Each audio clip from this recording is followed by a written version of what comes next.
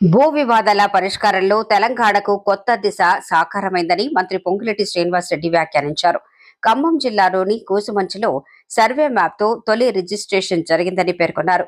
భూభారతి పోర్టల్తో భూమి హక్కులకు శాశ్వత భరోసా కల్పించామని చెప్పుకొచ్చారు. ప్రతి భూమికి ప్రత్యేక Bhudhaar number కేటాయించామన్నారు.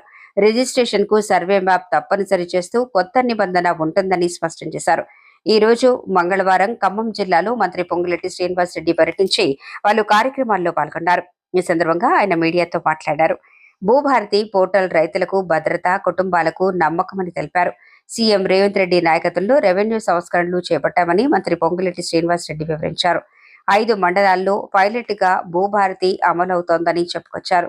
Land survey, registration విభాగాలు ఒకే ప్లాట్ఫామ్లోకి తీసుకొచ్చామని తెలిపారు. దేశానికి ఆదర్శంగా భూభారతి పోర్టల్ ఉంటుందని వ్యాఖ్యానించారు. కూసుమంచిలో చారిత్రాత్మకంగా తొలి నమోదు చేశామని వివరించారు. రైతు భూమి హక్కులకు ఓ స్పష్టత ఇచ్చామని, సమస్యలు పరిష్కారం అవుతాయని చెప్పుకొచ్చారు. సర్వే మ్యాప్తో యాజమాన్యంపై ఎలాంటి సందేహం లేకుండా చర్యలు చేపట్టామని అన్నారు.